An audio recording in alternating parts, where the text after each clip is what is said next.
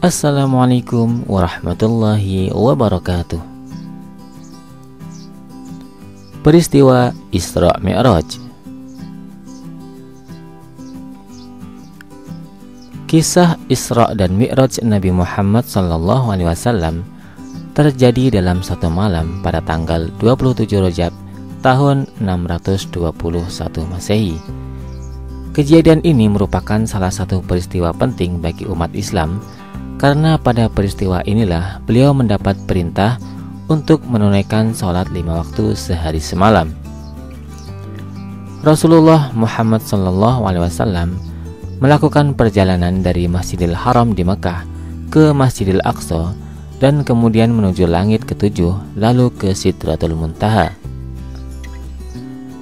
Peristiwa Isra dan Mi'raj yang dialami Nabi Muhammad SAW dilukiskan dalam surah Al-Isra ayat 1. Maha suci Allah yang telah memperjalankan hambanya, yakni Muhammad, pada malam hari dari Masjidil Haram ke Masjidil Aqsa yang telah kami berkahi sekelilingnya, agar kami perlihatkan kepadanya sebagian tanda-tanda kebesaran kami. Sesungguhnya Dia Maha mendengar, Maha melihat. Isra dan Mi'raj itu terjadi setelah tahun kesedihan, yaitu ketika Nabi Muhammad SAW melepas kepergian paman sekaligus pelindung beliau, Abu Thalib, juga istri tercinta Khadijah. Isra dan Mi'raj Rasulullah SAW tersebut bagai hiburan dari Allah ketika Nabi merasa sedih dan risau.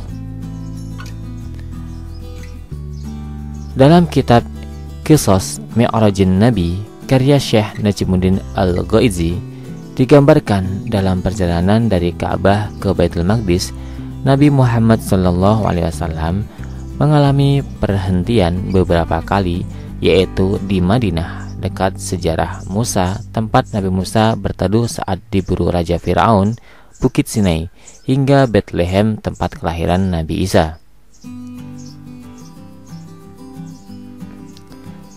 Beberapa peristiwa lain yang dialami Nabi Muhammad SAW adalah melihat jin ifrit yang mengikuti Nabi dengan membawa obor.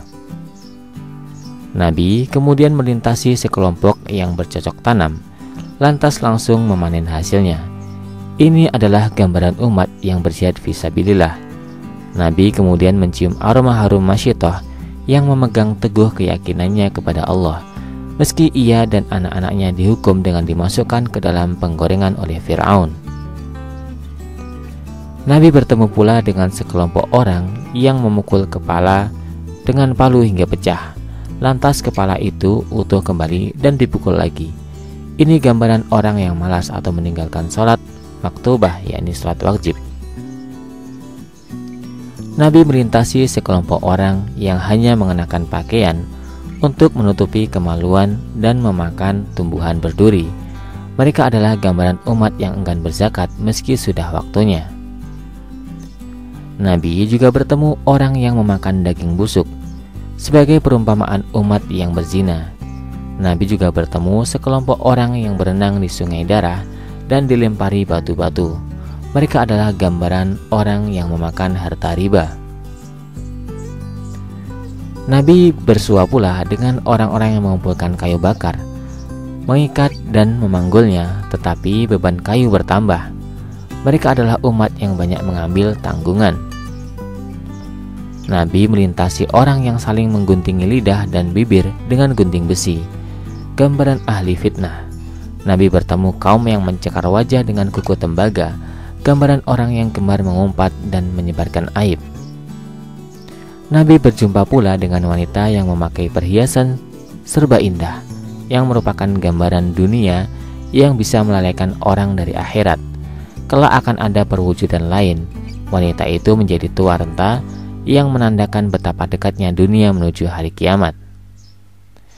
Sesampainya di Baitul Maqdis, Nabi Muhammad SAW mengerjakan sholat 2 rakaat, menjadi imam para nabi di tempat tersebut. Beliau lantas diberi 3 gelas dengan isi yang berbeda-beda, yaitu khamr, susu, dan air putih. Rasulullah memilih susu yang disebut oleh Jibril sebagai memilih fitrah atau agama Islam. Setelah itu, Nabi Muhammad SAW melakukan Mi'raj melewati langit dunia menuju Sidratul Muntaha. Dalam proses Mi'raj ini, Rasulullah bertemu dengan para nabi pilihan di setiap langit sebagai berikut. Nabi Adam di langit pertama, Nabi Isa dan Yahya di langit kedua, Nabi Yusuf di langit ketiga, Nabi Idris di langit keempat, Nabi Harun di langit kelima, Nabi Musa di langit keenam, dan Nabi Ibrahim di langit ketujuh. Kemudian Nabi Muhammad SAW mencapai Sidratul Muntaha. Beliau mendapatkan perintah untuk mengerjakan sholat wajib 5 waktu, yang menjadi titik penting perjalanan beliau dalam malam tersebut. Isra dan Mi'raj adalah bukti kekuasaan Allah mampu melalui segalanya tanpa terbatas ruang dan waktu.